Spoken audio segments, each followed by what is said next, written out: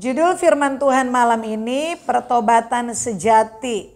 Jadi tujuannya setelah saudara mendengar, saudara mendapatkan satu pengertian dan saya dan saudara sampai di satu titik menjadi orang Kristen yang benar-benar mengalami pertobatan yang sejati. Yunus pasal yang ketiga ayat 10 berkata, ketika Allah melihat perbuatan mereka itu, yakni bagaimana mereka berbalik dari tingkah lakunya yang jahat, maka menyesallah Allah karena malapetaka yang telah dirancangkannya terhadap mereka, dan ia pun tidak jadi melakukannya. Pertobatan yang sejati dari kehidupan orang berdosa itu membuat Allah menyesal. Allah menyesal artinya apa? Orang yang berbuat salah, orang yang berbuat dosa, mereka harus dihukum. Dan Allah merancangkan itu bagi orang-orang yang tidak mau bertobat, tidak mau berubah, tidak mau berbalik dari jalan yang salah. Tetapi ketika ada manusia datang merendahkan diri, merendahkan hati, mengakui dosa, dan mau bertobat dengan sungguh-sungguh, apa hukuman yang Allah sudah siapkan itu dibatalkan, tidak jadi. Jadi pertobatan sejati bukan hanya membawa kepada bebasnya dari hukuman, tetapi pertobatan sejati itu membuat hati Tuhan senang. Amin. Kita orang Kristen tuh setiap hari harus bertobat kalau kita mau membuat hati Allah tersenyum setiap hari. Ya. Yang kita mau belajar yang pertama, penyesalan itu tidak sama dengan pertobatan. Ada banyak orang cuma sampai menyesal tetapi tidak pernah bertobat. Untuk menerangkan hal ini, saya ambil kisah Alkitab. Saudara lihat itu gambar apa? Cluenya ada ayam. Kalau ada ayam ingat cerita apa? Nih, kalau ada duit ingat cerita apa? Yudas. Petrus adalah gambaran dari orang yang bertobat. Sementara Yudas adalah gambaran dari orang yang menyesal. Bukankah ada banyak orang Kristen ketika berbuat salah, hidup dalam dosa, malamnya aduh Tuhan aku sudah bersalah, aku menyesal. Pernah begitu? Tetapi besok lakukan lagi dosa yang sama.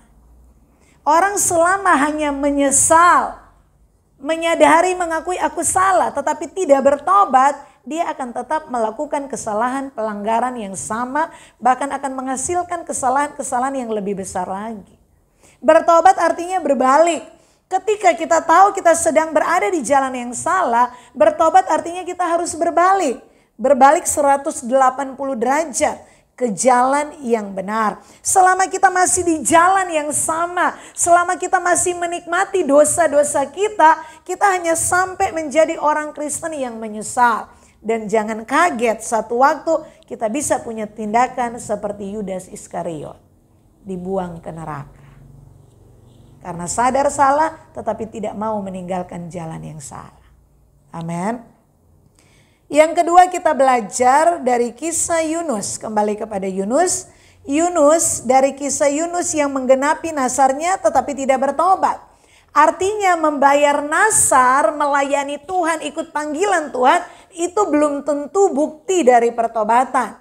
Contohnya Yunus. Ketika Yunus di pasal yang 1 di kapal yang penuh dengan gelombang, saudara baca di ayat-ayat terakhir, satu kapal itu bernasar kepada Tuhan. Yang pelit-pelit, Tuhan kalau aku bebas dari gelombang ini, bisa ketemu keluargaku, nanti aku akan memberi, aku akan nyumbang. Yang gak pernah ke gereja di atas kapal bernasar, Tuhan pokoknya kalau aku selamat kali ini, aku akan rajin setiap hari Minggu, tidak akan bolos. Yang suka-suka pukul istri, apalagi selingkuh, Tuhan pokoknya aku bertobat, gak mukul istri, gak mata keranjang lagi, semua bikin nasar. Termasuk Yunus bikin nasar.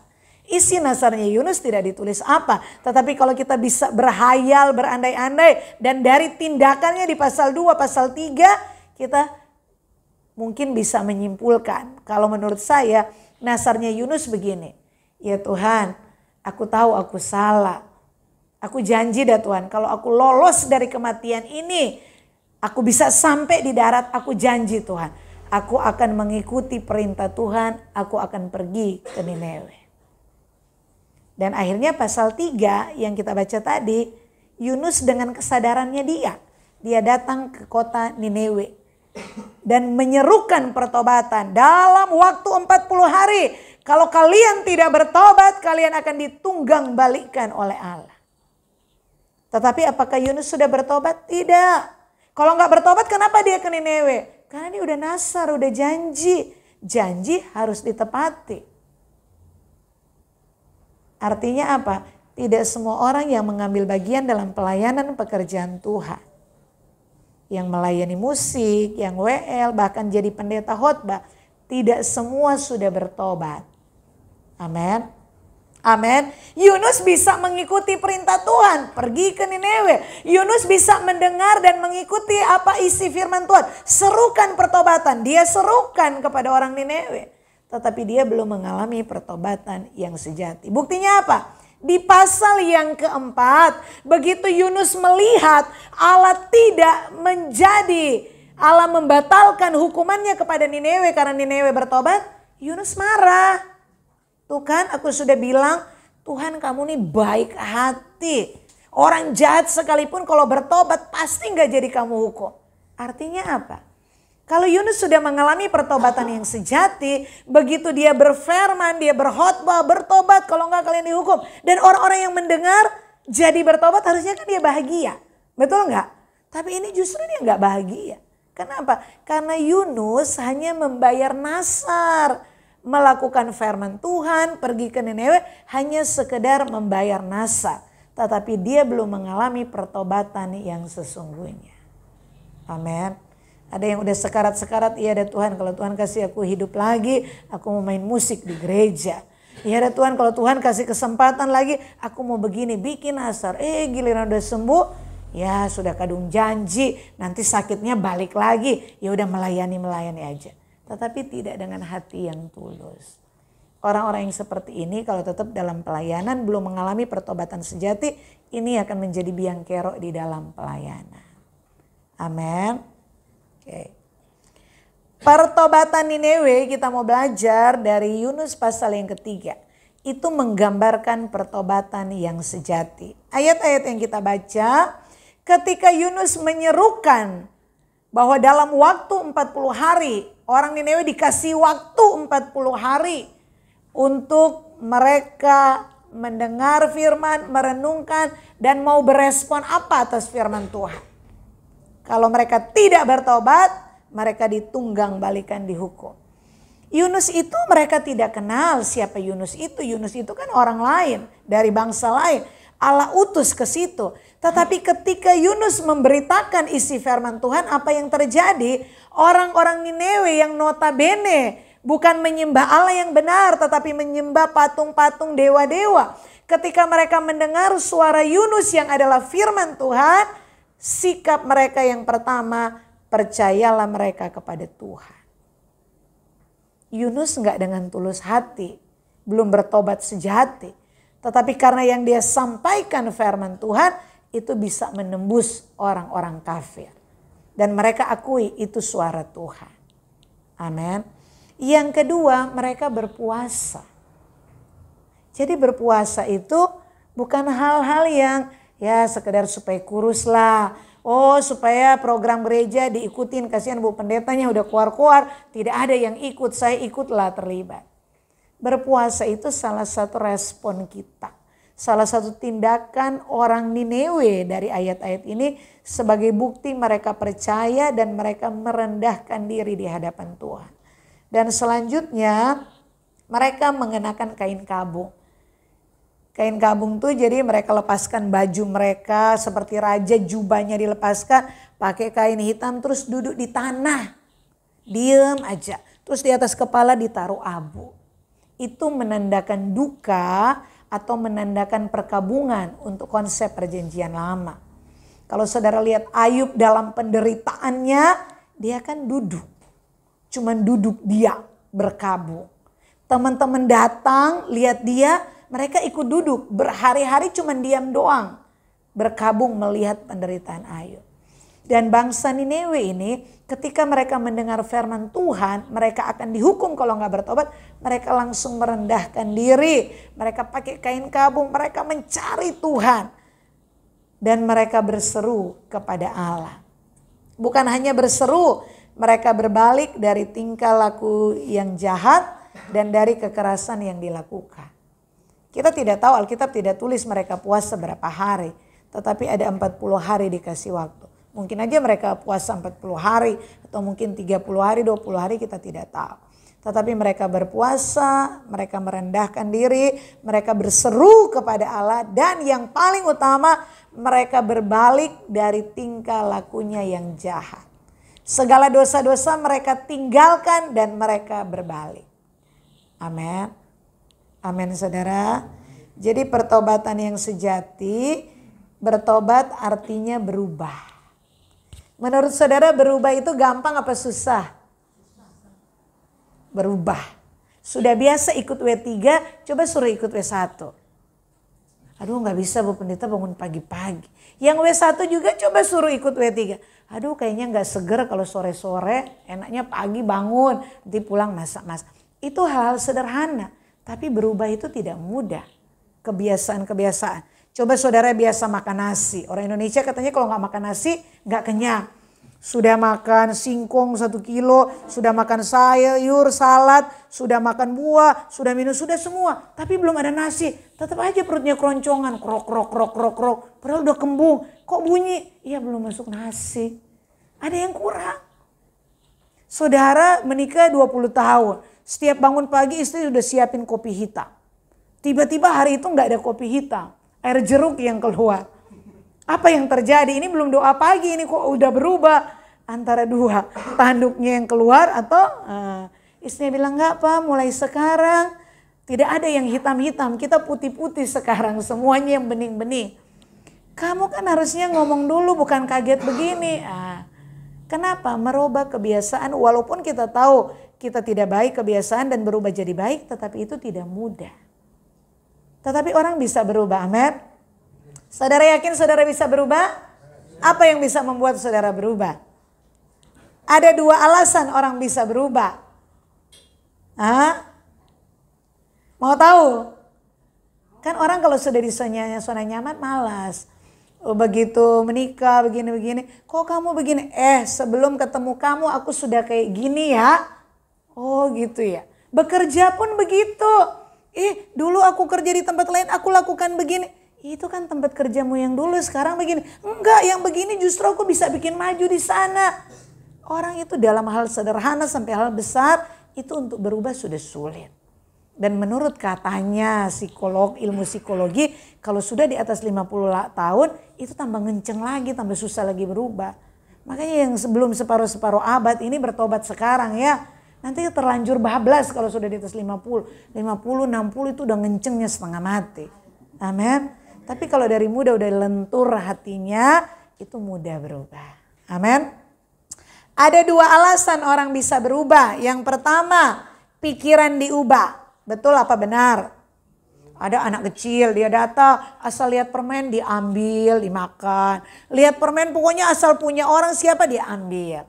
Kenapa? Bagi dia permen itu kesukaanku, aku suka dan aku mau ambil. Terus mamanya ajarin, nak, itu permen yang kamu lihat di meja, kamu lihat di kursi, di mana, itu punya orang. Kalau kamu mau, kamu permisi dulu, kamu minta. Kalau dikasih, ya kamu ambil. Kalau enggak dikasih, enggak. Loh, aku enggak boleh ambil begitu aja ya, Mak? Enggak boleh. Kalau kamu ambil, itu berarti ambil punya orang, itu sama dengan mencuri. Oh gitu ya. Kan baru ngerti dia namanya anak-anak. Jadi begitu lihat permen, enggak langsung ambil. Dia nanya dulu, cari siapa yang punya, minta, boleh enggak?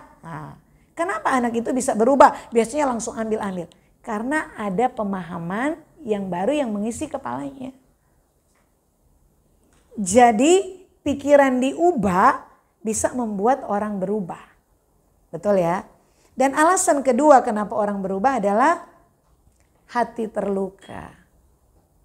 Begitu mencintai seorang lebih dari mengasihi Tuhan. Tiba-tiba diselingkuhin. Ya Tuhan, Tuhan aja dah yang, memang hanya Tuhan yang tidak pernah mengkhianati aku. Orang-orang ini kan suami istri yang ini paling banyak drama kan suami istri nih. Suami istri itu awal cinta semua makan bersama. Gila nih itu, aduh kok hidup begini-begini, pengen kaya raya. Wah, membayangkan kalau banyak uang hidup bahagia, bayangkan kalau banyak uang bisa ke sana, bisa beli ini, pokoknya lebih baik lah menurut dia. Sampai akhirnya jadi kaya raya, punya banyak uang karena kerja keras, tulang dibanting-banting. Benar bisa jadi kaya. Begitu kaya, cari suaminya mana? Nggak ada, sudah pergi sama perempuan lain. Anaknya yang satu mana? Sudah hilang, narkoba. Yang gadis mana? Dibawa lari orang, sudah hamil, sudah pergi. Kan akhirnya dia bisa berpikir, kalau udah sekarat seperti itu berpikir, dulu aku berpikir kalau punya banyak uang, banyak harta aku bahagia. Ternyata enggak, justru kekayaan itu membuat hatinya terluka. Betul enggak? Akhirnya dia berubah. Wah, aku enggak ngejar uang lagi, ternyata yang paling utama adalah kebahagiaan. Bagaimana aku damai. Betul enggak saudara? Itu bisa bikin orang berubah. Nah saudara mau berubah pilih yang mana? Pikiran diubah atau hati terluka? Saudara mau berubah dengan alasan nomor 1 atau nomor 2? Masalahnya banyak diisi kebenaran pun belum tentu orang berubah. Makanya saudara yang lagi babak belur, sadar diri. Ini berarti aku kagak mempan dengan firman Tuhan, Bu Gembala ya. Harus dibikin jalan yang berliku, yang naik turun, masuk jurang. Tapi satu janji Tuhan loh. Kalau saudara dalam proses untuk dibentuk, diubah, saudara jatuh tidak akan tergeletak. Karena Tuhan tetap akan pegang tangan saudara. Cuma babak belur dulu. Karena kalau nggak babak belur nggak bertobat. Amin. Tapi malam ini kita mau belajar. Cukup dengan kebenaran firman Tuhan. Orang lain aja jadi contoh dah Tuhan. Aku janji Tuhan. Amin. Nah untuk bisa tetap punya komitmen seperti itu, saudara harus ada di hadirat Tuhan. Kalau enggak tuh komitmen hanya tinggal janji. Tapi janji, tinggal janji. Tetapi kalau saudara terus ada di hadirat Tuhan, saudara akan tertuduh, akan dikejar dengan komitmen, dengan janji yang saudara ucapkan. Makanya berjanji kepada Tuhan tiap hari, tiap pagi sebelum melakukan semuanya. Tuhan, aku janji hari ini aku mau hidup kudus, tidak bercacat celah. Jatuh bangun gak masalah, tapi kalau tiap hari mengucapkan kalimat itu, satu waktu saudara akan benar-benar menjadi seperti yang saudara ucapkan. Amin. Oke. Roma pasal yang ke-12 ayat 2 kita baca 1, 2, 3. Janganlah kamu menjadi serupa dengan dunia ini, tetapi berubahlah oleh pembaharuan budimu, sehingga kamu dapat membedakan manakah kehendak Allah, apa yang baik, yang berkenan kepada Allah, dan yang sempurna. Definisi pertobatan menurut Alkitab cuma satu. Pembaharuan pikiran. Pikiran tuh yang diubah. Kalau pikiranmu sudah diubah, itu kata-katamu juga yang dulu suka gosip, yang dulu suka fitnah, yang dulu suka bohong. Kalau dengar firman penuh, itu cepat lambat pikiranmu yang akan menguasai lidahmu. Amin.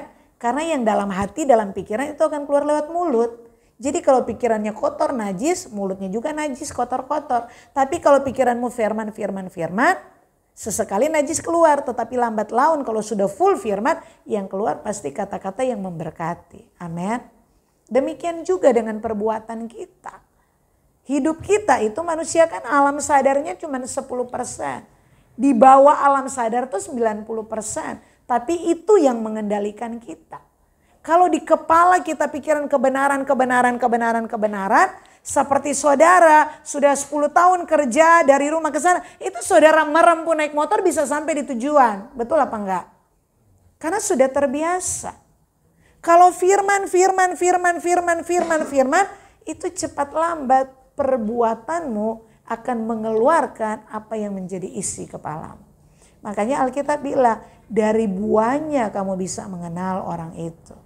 Karena buah tidak ada orang tanam mangga besok langsung berbuah. Buah itu proses. Perkataanmu proses. Perbuatanmu hasil dari proses. Amin. Dan hanya melalui perubahan pikiran, orang bisa mengalami pertobatan yang sejati. Bukan hanya menyesal, tetapi mau berbalik. Bukan hanya sekedar membayar nasar, aku udah janji. Tetapi benar-benar karena dia bertobat, pertobatan sejati yang membawa dia memberikan hidup untuk melayani Tuhan sepenuh hati. Amin. Pertobatan yang sejati kita akan melihat itu mencakup 3 masa. Masa yang lalu, past, present, dan future. Jadi untuk sampai ini kan goalnya kita mau mengalami pertobatan sejati, amin. Karena kalau kita mengalami pertobatan sejati, yang pertama kita tidak dibuang ke neraka. Yang kedua, selama kita hidup kita membuat hati Allah tersenyum, amin. Nah, bagaimana kita mengalami pertobatan sejati? Pertobatan sejati itu mencakup 3 masa. Masa lalu, masa sekarang, dan masa yang akan datang. Ini 3 poin yang akan kita belajar. Yang pertama berbicara tentang pertobatan masa lalu adalah kita sebagai manusia, kita harus punya satu kesadaran bahwa semua manusia yang lahir di dunia sudah lahir di dalam dosa. Semua manusia sudah berdosa. Dan yang kedua, salib. Kematian Yesus di salib, pengorbanan Yesus itu memberikan pengampunan. Kalau orang dari agama lain pindah ke Kristen, dia mengerti pengampunan, anugerah. Wah, ternyata aku selama ini melintir-melintir semuanya. Semua aku lakukan, berbuat baik, beramal. Ternyata keselamatan itu di dalam Yesus. Jadi dia menghargai pengorbanan Yesus. Yang masalahnya kalau orang Kristen dari lahir merasa kamu berdosa. Enggak, aku gak pernah membunuh, aku gak pernah mencuri, aku gak pernah berzinah, aku gak pernah melanggar masuk penjara. Dosa apa yang aku harus selesaikan? Makanya paling banyak di neraka tuh orang Kristen. Amin saudara. Tapi bukan jemaat Karmel. Jemaat Karmel kan sudah bertobat. Kenapa ada banyak orang Kristen bisa masuk neraka? Karena tidak pernah memiliki kesadaran. Kalau tahu berdosa ya sekedar ya dosa. Saya mau tanya saudara, pernah gak duduk diam di hadirat Tuhan terus menyadari aku nih orang yang berdosa. Tetapi hanya karena kasih karunia Allah aku diselamatkan. Terima kasih buat anugerah-Mu Tuhan. Siapakah? Pernah gak saudara mengucapkan kalimat itu lewat doa benar-benar dari hati dan merasa Tuhan, kalau bukan Tuhan aku binasa. Pernah gak sampai di titik itu? Ada yang pernah, ada yang gak sama sekali. Orang yang gak pernah menyadari dia berdosa, dia tidak akan menyadari bahwa dia membutuhkan Tuhan. Jadi pengikut Yesus ya karena saya sudah Kristen, masa mau pindah agama? Tetapi kalau orang benar-benar mengalami apa itu anugerah, apa itu pengorbanan Yesus, apa itu manusia yang berdosa, yang layak dihukum. Saudara menghargai, makanya sesekali ada Paskah setahun sekali. Setahun sekali itu ada Paskah, kita diajak untuk merenung. Merenung tuh bukan sekedar perasaan bayangkan, aduh Yesus berdarah-darah, aduh Yesus dicambuk-cambuk nangis. Besok bikin dosa lagi. Bukan, tetapi kita membayangkan Tuhan aku nih gak layak loh Tuhan. Kalau bukan karena anugerah-Mu, bukan karena pengorbanan-Mu, aku terpisah dengan Allah selama-lamanya. Aku dibuang ke neraka. Dosa itu kan kalau menurut konsep kejatuhan manusia dan kitab Roma, dosa itu bukan hanya kalau saudara membunuh, bukan hanya karena saudara mencuri, bukan karena saudara berzinah. Ketika ada pikiranmu yang punya cita-cita, rancangan itu baik. Baik untuk keluargamu, untuk masa depan. Tapi kalau itu tidak sesuai kehendak Allah, itu sudah meleset. Itu sudah dosa di hadapan Allah. Amin. Makanya Yakobus bilang, kalau kamu mau pergi ke satu kota, ingin berdagang begini, tanya Tuhan dulu. Rancanganmu baik, tapi kalau nggak kehendak Tuhan, di hadapan Tuhan kamu berdosa, kamu meleset. Amin. Yang lahir-lahir Kristen, amin. Artinya apa? Doa puasa kita 1 bulan ini semakin kita mengenal diri kita tuh siapa. Kita merasa nggak berdosa, kita tahu, oh Tuhan, aku punya pikiran begini, ternyata bukan maunya Tuhan. Amin. Saudara kalau ada di hadirat Tuhan tuh enak loh saudara. Saudara bisa mengenal dirimu, saudara semakin peka. Kalau orang sudah sampai di titik belajar mengenal dirinya, dia nggak akan kepo dengan orang lain, nggak akan ngurusin. Kenapa ada banyak orang tetangga beli kulkas, di sana dingin, sini yang panas gitu loh. Terus pokoknya masalah berantem jadi masalah besar. Di sana yang yang berantem suami istri, sini yang heboh memberitakannya. Kenapa orang sibuk dengan urusan-urusan orang? Karena dia nggak pernah berbenah diri, nggak pernah lihat.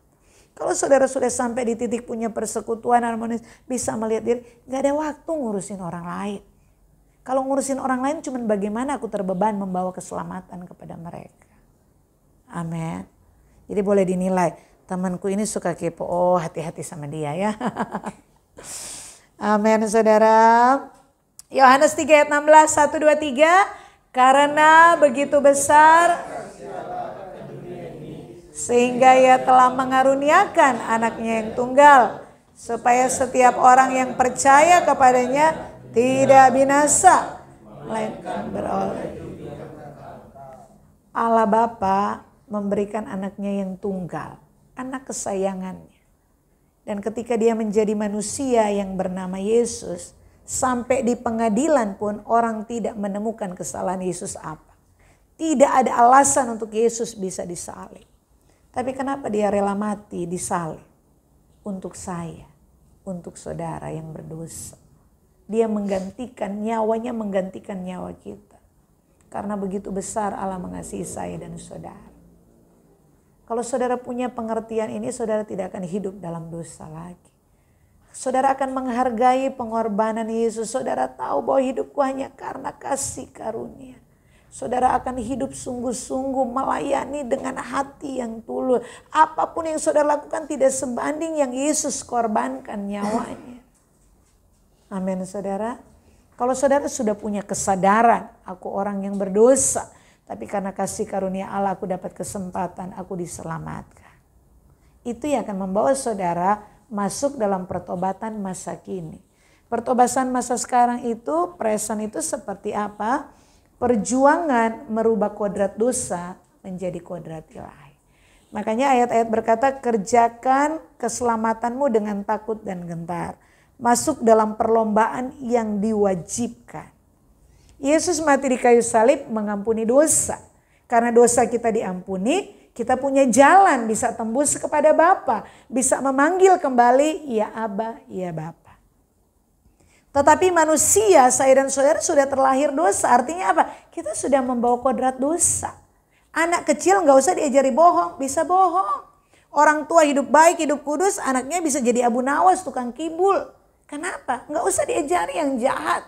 Manusia bisa, karena manusia sudah terlahir dengan kodrat dosa. Nah, disalib tidak menyelesaikan kodrat dosa saya dan saudara. Itu tanggung jawab kita. Yesus hanya mengampuni dosa, Yesus membuka pintu sorga. Tetapi menyelesaikan kodrat dosa dalam diri kita, itu tanggung jawab kita. Itu yang harus kita kerjakan keselamatan. Yaitu mematikan kodrat dosa dan menghidupkan kodrat ilahi. Manusia itu cuma punya satu kodrat. Kalau nggak kodrat dosa ya kodrat ilahi. Lahir kodrat dosa ya berjuang. Bagaimana kodrat dosa itu mati dan digantikan dengan kodrat ilahi. Kodrat ilahi didapat dari mana ketika saudara mendengar firman, ketika saudara duduk diam di kaki Tuhan, ketika saudara belajar dari pengalaman-pengalaman Allah menyempurnakan hidup saudara. Itu kodrat ilahi. Sikap kita, respon kita itu menunjukkan kita anak Tuhan atau anak setan. Amin. Nah pertanyaan sederhana, bagaimana kita sudah terlahir dengan kodrat dosa dan kita bisa berubah. Bagaimana kodrat ilahi ini yang hidup, kodrat dosa ini yang mati. Bukan sebaliknya, kodrat dosa yang hidup, kodrat ilahi nggak nongol-nongol. Kenapa harus berkodrat ilahi? Karena kerajaan sorga itu kerajaan Bapa kita. Kalau kita berkodrat ilahi artinya kita anak-anak Allah. Hanya anak Allah yang akan menjadi ahli waris kerajaan Bapaknya. Amin. Nah, bagaimana merubah kodrat dosa menjadi kodrat ilahi? Baca yuk 1, 2, 3. Kesempatan berbuat dosa adalah kesempatan untuk bertumbuh. Ada orang bilang begini, kenapa dulu ya aku waktu sudah Kristen sih, tetapi waktu belum sungguh-sungguh aku hidup dalam dosa, cari-cari dosa. Giliran aku mau bertobat, komitmen aku mau hidup kudus, suci. Dosa itu gak usah dicari. Kok bisa samperin aku di depan tuh, bisa datang di depan kita. Pernah punya pengalaman seperti itu? Sering ya. Kok bisa begitu?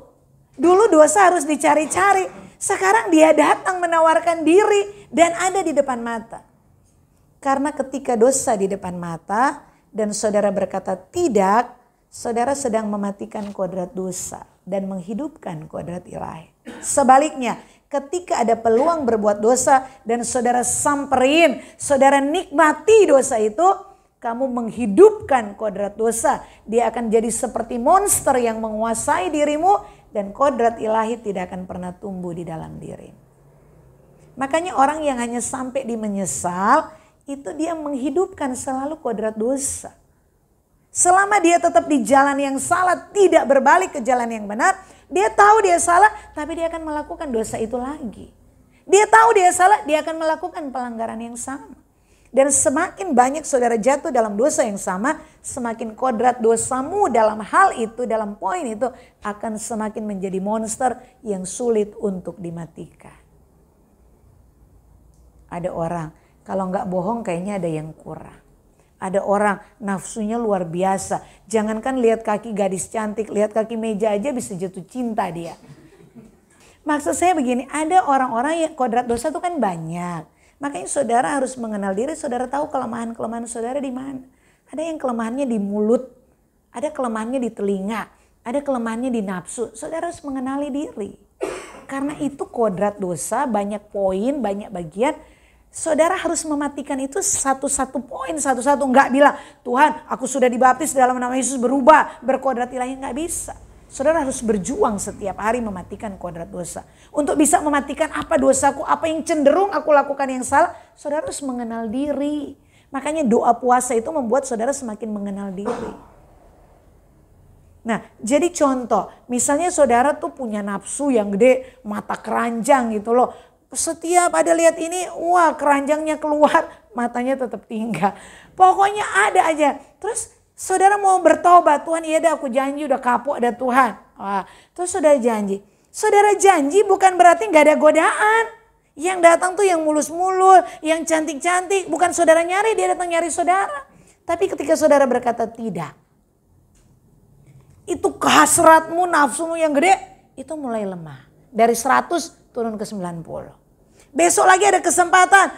Sambil merem, tidak bisa berkata, turun ke 80. Kodrat dosa tuh gak bisa kayak kita tikam orang.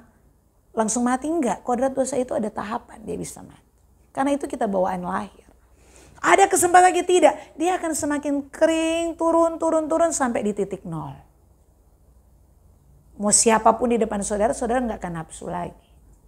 Itu namanya kodrat dosa sudah mati. Masalahnya ada orang kodrat dosanya masih mati suri. Udah lama setia 10 tahun udah bertobat. Kok tahun ke-11 balik lagi? Oh iya kodrat dosanya baru mati suri nafsunya. Belum mati beneran. Jadi begitu itu ada kesempatan ya balik lagi. Makanya jangan anggap mudah pertobatan itu. Makanya setiap hari tuh harus bertobat. Jangan menganggap oh aku sudah bertobat kali itu. Nggak bisa. Siapa sih yang yakin, siapa yang bisa jamin saudara kodrat dosamu tuh sudah mati. Mungkin hanya pingsan dia.